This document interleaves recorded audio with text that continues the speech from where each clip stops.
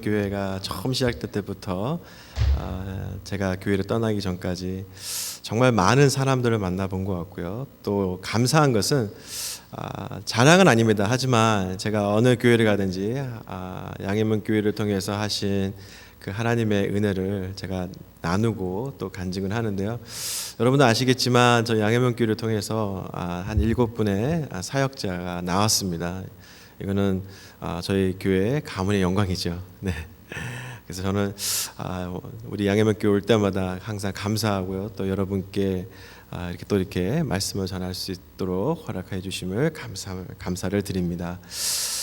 사실은 저희 아버님께서 감사절이기 때문에 감사절에 맞는 주제에 맞는 설교를 준비를 해라 이렇게 말씀을 하셨습니다.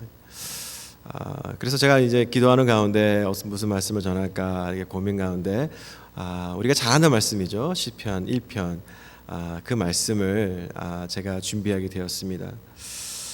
요즘 제가 이제 어느 순간에 보니까요, 제가 거울을 통해서 제 모습을 보는데 흰머리가 하나씩 보이는 거예요. 저도 이제 늙었구나 그런 생각이 들었습니다. 그러면서 이제 저도 모르겠어요. 내년이면 이제 제가 40살이에요. 그래서 내 인생 이렇게 살다가 그냥 가는 것이 아닌가. 그러면서 제 마음에 이런 생각이 들었습니다. 내 인생 정말 행복하게 살고 있는가? 정말 행복하게 살고 있는가? 물론 목회자로서 부름을 받아가지고 하나님의 일을 하면서도 제 한 마음에는 내가 이렇게 인생 끝나는 건 아닌데 하나씩 늘어나는 흰머리를 바라보면서 정말 내 인생에 잘 살고 있는가, 행복하게 살고 있는가, 그런 고민을 한동안 했습니다. 저와 함께 같이 사는 사람은 잘 몰라요. 하지만 제가 참 고민을 많이 하고 있었는데 새벽기도 말씀을 준비하면서 시편 1편을 준비하면서 하나님께 저에게 큰 위로를 주시는 거예요. 행복한 삶은 어떤 삶인가? 이 부분에 대해서 하나님께 저에게 큰 도전의 말씀을 주시고 위로를 주시면서 맞다. 내가 있는 이 자리가, 내가 살고 있는 이 인생이 하나님 보시기에 정말 잘 살고 있는 인생이 아닌가 싶은 생각이 들었습니다. 제가 받은 이 은혜 여러분과 함께 나누기를 원해서요. 이 말씀을 함께 나누기를 원합니다. 여러분 지금 행복하신가요? 네, 네라고 안 하시고 아멘이라고 하시네요. 네, 성경에서는요, 행복한 삶은 어떤 삶인가라는 이 주제를 가지고 많은 하나님의 사람들이 다뤘는데요. 특별히 시편 1편은 행복한 삶을 사는 비결에 대해서 우리에게 가르쳐주고 있습니다. 시편은요, 1편부터 150편의 큰 책입니다. 그런데요, 어떻게 보면 시편 1편은요, 시편 전체의 주제를 다루고 있는 아주 중요한 장이에요. 그렇다면 시편이 말하고 있는 이 행복한 삶이란 어떤 삶일까? 저는 오늘 본문을 통해서 간단하게 두 가지를 가지고 말씀을 나누기로 하겠습니다. 먼저 행복하게 살 수 있는 첫 번째 비결은 무엇인가? 그것은 죄의 문제를 해결할 때 우리는 비로소 행복한 삶, 즉 행복한 인생을 살 수가 있다는 것입니다. 놀라운 사실은요, 오늘 본문에서 복 있는 사람이라고 시작이 됩니다. 복 있는 사람은 악인의 꾀를 따르지 아니하며 이렇게 나와 있는데요. 여기서 복 있는 사람은 사실은 히브리어 말로서는 복 있는 사람보다는 행복한 사람이라는 이 번역이 더 맞다라고 저는 봅니다. 행복한 사람. 아마도 인생에서요, 여러분에게 인생을 정말 행복하게 살 수 있는 그 비결을 가르쳐주는 세미나가 있다고 하면 여러분 모두 그 세미나 가실 거라 좀 믿어요. 그 이유는요, 인간이라면 우리 모두는 행복한 인생을 살기를 원한다는 것입니다. 고통이 없는 인생, 아픔이 없는 인생, 정말로 우리가 어릴 때 꿈꿨던 그 인생을 살고 싶은 것이 우리 인간의 욕망이라는 것이죠. 이런 맥락에서요, 시편 기자는 시편 1편을 시작하면서 아주 기가 막히게 시작을 해요. 행복한 사람은 이렇게 시작을 합니다. 자, 그런데요, 오늘 1절을 한번 보시면 이렇게 나와 있습니다. 행복한 사람은 악인들의 길을 따르지 아니하며 죄인들의 길에 서지 아니하며 오만한 자들의 자리에 앉지 아니하고. 우리는 시편을 읽을 때요, 특별히 우리가 해야 될 것이 있습니다. 그것은 우리가 묵상을 하는 건데요, 묵상은 이 성경에 있는 단어들을 우리의 마음에 한번 그려보는 거예요. 그런데 이렇게 나와 있습니다. 시편 기자가 세 가지 동사를 쓰고 있어요. 걷고, 서고, 앉는 것. 이것은 시편 기자가요, 그냥 뭐 생각 없이 쓴 단어가 아니라 아주 생각을 하면서 쓴 단어예요. 악인들의 꾀를 따르지 아니하고 걷고죠, 죄인들의 길에 서지 않고, 선다는 단어가 사용됐고요, 그 다음에 오만한 자들의 자리에 앉지 않고. 자, 이렇게 쓴 이유는요, 이것은 시편 기자가 점칭법이라는 이 수법을 사용했다는 것입니다. 이것을 통해서 시편 기자가 나타내고 싶어하는 주제가 있는데요. 그 주제가 뭡니까? 죄의 권세에 대해서 이야기를 해주고 싶은 것입니다. 성경은요, 인간은 전적으로 타락한 존재라고 얘기를 하고 있어요. 이 말씀은요, 우리는 죄의 노예라는 것입니다. 그렇기 때문에 우리는요, 죄에 의해 끌려가고요, 죄에 의해서 서고, 결국에는 죄에 의해 권세에 굴복하여 지배를 받게 된다는 것입니다. 저에게요, 아이 두 명이 있습니다. 첫 아이가 시온이고요. 그래서 시온의 대로, 이해가 되시죠?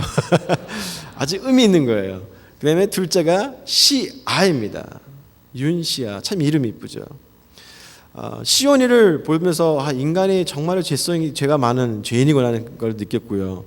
우리 둘째가 태어나면서 전적인 타락을 제가 체험하게 되었습니다. 시아가 있는데요, 시아가 지금 1살 조금 넘었어요. 저하고 생일이 똑같습니다. 네, 하나님께 주신 선물이에요. 그렇기 때문에 저에게는 더 이상 저의 개인적인 선물은 없습니다. 모든 것이 다 이제 저희 딸에게 가는데요. 시아하고 우리 시온이하고 두 아이가 이렇게 이야기 나누는 거, 행동하는 거 보니까 제가 깜짝 놀랐다가 있어요. 제가 이제 우리 시아가 워낙 둘째 때문에 이제 관심을 못 받기 때문에 제가 이제 집에 들어오면 일부러 우리 시온이를 먼저 불러가지고 그러니까 제 앞에 품에 안고요 있습니다. 제 품에 안고 있으면요, 시아가 저를 딱 째려봐요. 그러면서 걸어옵니다. 아자아자 걸어옵니다. 걸어오더니 시아가 오빠를요 미는 거예요. 그러면서 뭐라고 말을 하는데 못 알아먹잖아요. 근데 압니다. 거기에 내 자리니까 나오라는 거예요. 그럼 오빠가 나가면요, 시아가 제 무릎에 딱 앉습니다. 제가 그거 보면서 인간은, 제가 시아한테 절대로 어떻게 오빠를 밀어붙이고 제자리에 앉으라 가르친 적이 한 번도 없어요. 자기가 알아서 하는 거예요. 무엇을 의미합니까? 인간은요, 전적으로 타락했다는 거예요. 성경은요, 놀라운 사실을 우리에게 얘기합니다. 시편 1편 시편 전체의 주제를 딱 짚는데, 그 짚는 중에 큰 주제가 뭡니까? 우리 인간은 죄를 해결하지 않고서는 절대로 행복할 수가 없다는 것입니다. 이것이 아주 중요한 주제예요. 성경은 우리의 진정한 행복은 환경에 의해 결정되는 것도 아니라는 거예요. 잘 먹고 잘 살면 우리가 행복할 수 있을 것이라 생각하지만 절대 아니라는 것입니다. 행복의 출발점은 어디냐? 우리가 우리의 죄를 주 예수 그리스도를 통하여 해결받을 때 우리는 진정한 행복을 느끼며 누리며 살 수 있다는 것입니다. 자, 두 번째 행복은요, 많은 분들이 이렇게 생각을 합니다. 우리가 행복을 위해서 열심히 일하고 열심히 노력하면 행복을 얻을 수 있을 것이다 라는 것입니다. 하지만 이 부분에 대해서 성경은, 특히 오늘 시편 기자는요, 행복은 쫓는 것이 아니라 우리에게 다가온다는 것입니다. 존 스튜어트라는 영국의 철학자이자 정치 경제학자는 이런 말을 남겼어요. 행복을 얻는 유일한 방법은 행복을 인생의 목표로 삼지 말고 행복 이외의 뭔가를 목적으로 삼는 것이다. 모르겠어요. 저는 이 사람이 진정한 그리스도인지는 모르지만 한 가지 확실한 것은 이분이 맞다고 생각하는 건 뭐냐면요, 행복을 인생의 목표로 삼지 말라는 것입니다. 의미심장한 말입니다. 행복이란 노력한다고 얻어지는 것도 아니라는 것을 우리는 잘 알고 있어요. 여러분께 한번 물어볼게요. 이 미국 땅에 왔을 때 무슨 꿈을 가지고 오셨나요? 정말 열심히 하면 대박 터져가지고 내 인생 한번 크게 정말 잘 살 수 있을 것이라 생각하고 오신 분들이 대다수이실 것입니다. 제가 남가주에 가니까요, 정말로 잘 사는 사람 많더라고요. 정말로 잘 사는 사람 많더라고요.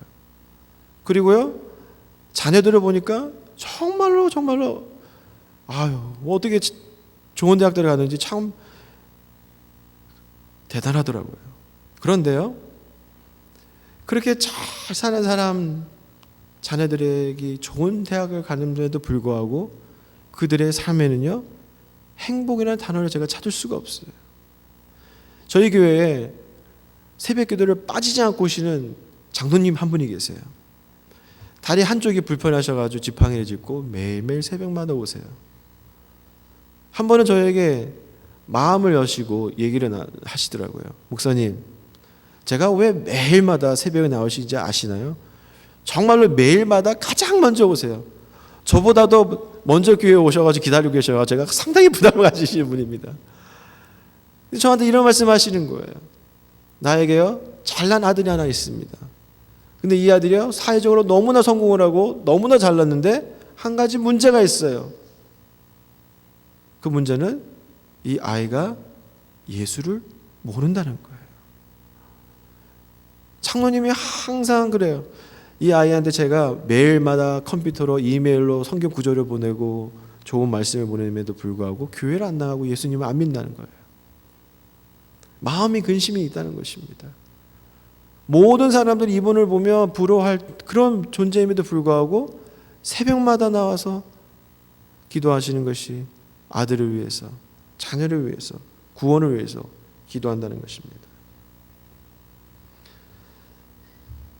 인간적으로 행복하게 살려고 발버둥을 치더라도 마음의 진정한 행복을 누리며 사는 사람은 이 세상에 많지가 않다는 거예요. 노력을 해서 많은 재물을 쌓다고 해도 행복을 얻을 수 있다고 생각하는 사람들은 별로 없습니다. 정말로 재물을 많이 쌓은 사람에게 한번 가서 물어보세요. 행복하냐? 진정한 행복은 우리가 추구한다고 오는 것도 아니요, 따라오는 것도 아닙니다. 제가요, 요즘에 제자 훈련을 하고 있어요. 저희 제자반에 11명의 자매님들이 있습니다. 너무나 열심히 하셔가지고 제가 숙제 검사하는데 아주 힘이 나요. 근데 그 제자반 중에 한 자매님이 있어요. 근데 이 자매님이 정말로 이번에 제자 훈련을 통해서 예수 그리스도를 뜨겁게 만나고 계시는데, 저희 교회에서는 아주 제자 훈련을 빡세게 시키거든요. 큐티도 해야 오라, 큐티 2개도 해야 되고요, 성경 말씀도 읽어야 되고요, 그 다음에 제자 일기를 써야 돼요. 한 주간 지내면서 하나님께 주신 은혜를 글에다 담는 거예요. 근데 이 자매님이 제자 일기를 썼는데 그 제자 일기가 저한테 상당히 큰 위로가 되고 도전이 되고 은혜가 되더라고요. 이 제자 일기에 자매님이 이렇게 썼습니다. 초등학교부터 정말로 좋아했던 남자가 있었어요. 그래서 그 남자와 결혼하기 위해서 15년, 16년을 따라다녔대요. 결국에는 그 남자를 만나서 그 남자의 마음을 얻어서 결혼을 했습니다. 그렇게 결혼하면 행복할 줄 알았는데 행복하지가 않았다는 거예요. 그리고 미국에 왔습니다. 남편이 태권도 사범이에요. 그래서 미국에 와서 비즈니스를 하면, 도장을 차려서 하면 어느 정도 돈을 빨리 벌어서 남들보다 정말로 남들에게 부러움받는 그런 인생을 살 줄 아는데 그게 아니라 오히려 작은 집에서 한국에서보다 더 못한 생활을 하고 있으니 이 자매의 마음이 얼마나 힘들겠어요. 그런데요, 한 달 전에 저희 교회에서 한밤의 기도회가 있었어요. 그 한밤의 기도회 하는데 하나님께서 말씀을 통해서 그 자매의 마음에 망치를 팍 치시더래요. 그리고 나서 이제 집회가 말씀이 끝나고 이제 기도 시간에 들어가는데 기도를 하는데 자매님이 그러더라고요. 자기가 기도하는데 눈물이 자기 손바닥에 뚝뚝 떨어지는데 자기의 눈물 같지가 않더래요. 떨어지는 그 눈물이 너무나 뜨거워가지고 자기 손이 딜 것 같처럼 그렇게 뜨겁다라는 그런 간증을 하더라고요. 그런데 그 제자에게서 이런 얘기를 해요. 자기가 남편을 15년을 쫓아다녔다는 거예요. 그 남편이 너무나 사랑해서. 그런데 자기에게 놀라운 기적이 일어났대요. 남편을 향한 그 사랑이 예수님에 대한 사랑으로 바뀌었다는 것입니다. 그 사랑이 바뀌니까 이 자매의 인생에 정말로 그 전에 느끼지 못했던 행복을 느끼기 시작했다고 고백하고 있더라고요. 그렇습니다. 우리에게는요, 정말로 이 행복이 노력해서 오는 것이 아니라, 쫓아오는 것이 아니라 우리에게 찾아와야 한다는 것입니다. 이 부분에 대해서 시편 기자는 기가 막히게 우리에게 전파하고 있어요. 3절에 보시면 이렇게 나와 있습니다. 3절 함께 보도록 하겠습니다.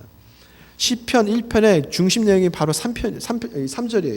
1편 3절입니다. 그는 시냇가에 심은 나무가 철을 따라 열매를 맺으며 그 잎사귀에 마르지 아니함 같으니 그가 하는 모든 일이 다 형통하리로다. 저는 여기에요, 이 나무의 세 가지 특징을 보게 됩니다. 첫 번째 특징이 이겁니다. 이 나무는 어떤 나무예요? 심겨진 나무라는 거예요. 심겨진 나무.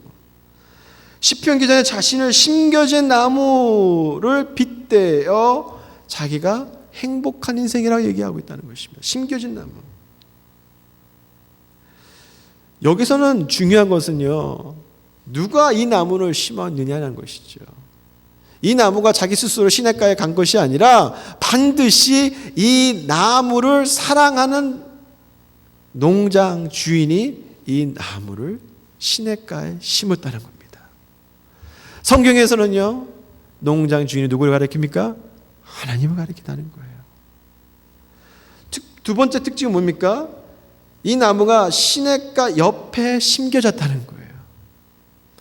광활한 사막에 이 나무를 심는 것이 아니라 농장 주인이 이 나무를 어디에 심었냐? 바로 시냇가 옆에 심었다는 겁니다. 여기서 심겨졌다는 의미는요, 옮겨 심은 나무를 의미한대요.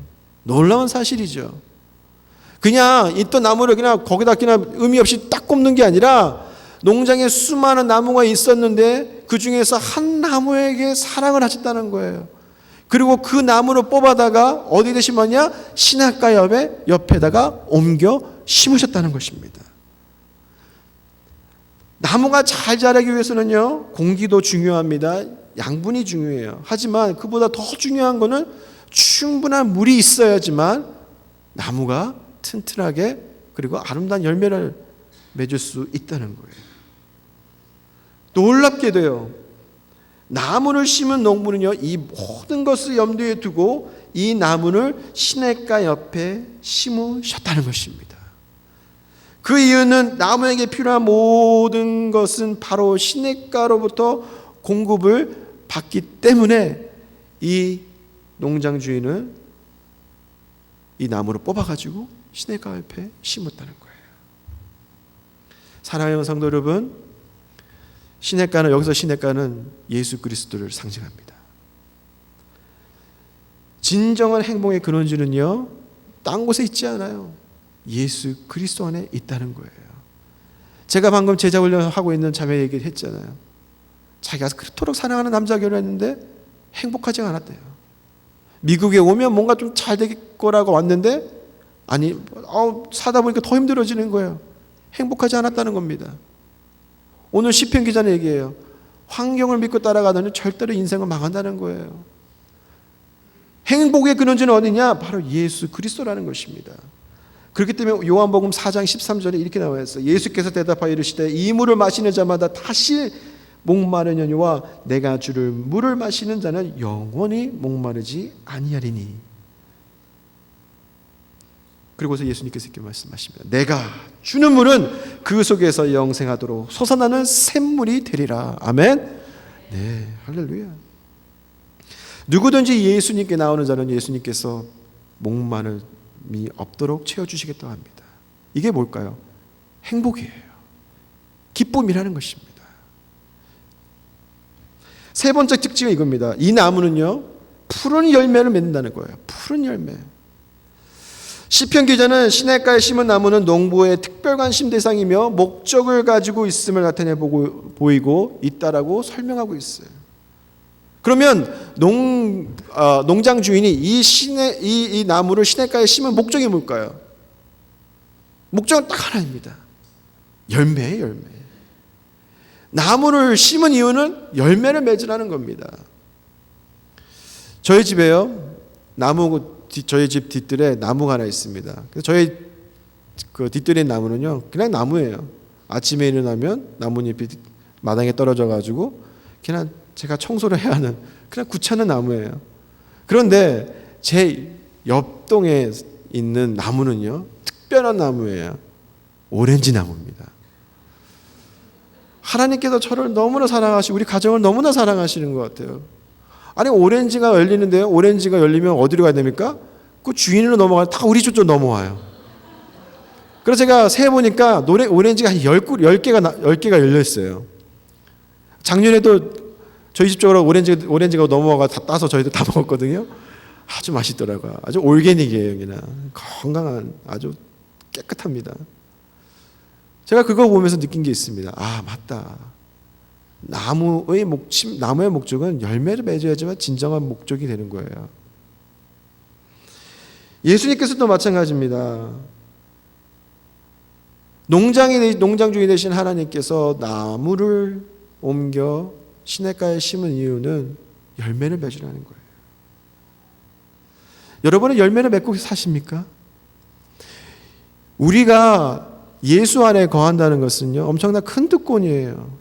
마치 농장 주인이 이 나무를 뽑아가지고 시냇가에 심은 것과 마찬가지입니다. 시냇가에 심으면요, 모든 것이 다 있어요.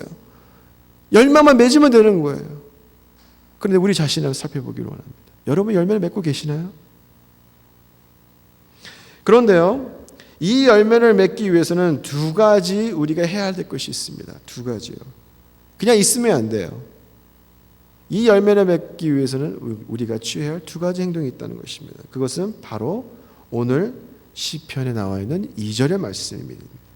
우리가 2절의 말씀을 함께 읽도록 하겠습니다. 오직 여호와의 율법을 즐거워하여 그의 율법을 주야로 묵상하는도다. 여기서요, 율법은 뭡니까? 율법은요, 하나님의 말씀이에요. 하나님의 말씀. 시편 기자가 쓸 때 그 성경은요, 딱 5개뿐이 없었지만 오늘날에 우리에게는 성경 66권이 있습니다. 하나님께서 말씀하세요. 이 가운데 다 나타난 대로 하나님의 말씀을 지키고 행하면, 순종하면 우리가 잘나서요 열매를 맺는 게 아니라 우리를 통하여 하나님께서 열매를 맺도록 하신다는 것입니다. 생각을 해보세요. 시냇가에 심은 나무가 양분도 있죠, 물도 있죠, 공기도 있죠, 다 있어요. 그리고 거기서 더 나가 농장 주인이 와서 정성껏 그 나무를 가꾸고 비료를 주고 때에 따라서 가지치기를 해줍니다. 우리 인생도 마찬가지예요. 우리가요, 우리의 죄를 해결받고요, 우리가 예수 그리스도 안에 있으면요, 우리가 우리의 능력으로 열매를 맺는 것이 아니라 우리 안에 계시는 예수 그리스도의 은혜로 열매를 맺게 되는 것입니다. 그 방법이 어떤 방법이냐? 가장 좋은 방법은 하나님의 말씀을 믿고 순종하는 거예요. 두 번째 비결은요, 바로 우리 모두가 의로운 자가 되는 것입니다. 의로운 자. 5절과 6절의 말씀 보면 이렇게 나왔습니다. 그러므로 악인들은 심판을 견디지 못하며 의인들의 모임에 들지 못하리로다. 무릇 의인들의 길은 여호와께서 인정하시나 악인들의 길은 망하리로다. 5절과 6절을 보시면 의로운 자는 어떤 위기와 시련이 올지라도 어떻게 해요? 아름다운 열매는 맺는다고 말씀하세요. 우리가 인생을 살다 보면요, 위기가 옵니다. 겨울이 올 때도 있어요. 아픔이 올 때도 있습니다. 고통이 올 때도 있습니다. 그런데요, 놀라운 사실은요, 하나님을 믿지 아니하는 자에게는요, 그런 모든 시간들이 어떤 시간이냐? 망하는 시간들이에요. 하나님의 심판에 견디지 못한다는 것입니다. 그런데요, 우리가 예수 그리스도의 보혈의 은혜로 죄를 씻으심 받고 예수님 안에 거하는 백성이라면 이런 시간들이 어떤 시간이냐? 열매를 맺는 은혜의 시간이라는 것입니다. 우리의 눈물이요, 기쁨을 하나님께서 바꿔주세요. 저는요, 양희문 교회를 생각할 때마다 어떤 때는 정말로 생각하기 싫은 곳이었어요. 너무나 고생을 많이 해가지고요. 그런데요, 제가 우리 양혜문 교회를 섬길 때 흘렸던 모든 눈물을 하나님께서 기쁨으로 바꿔주시는 것을 제가 수도 없이 많이 체험했습니다.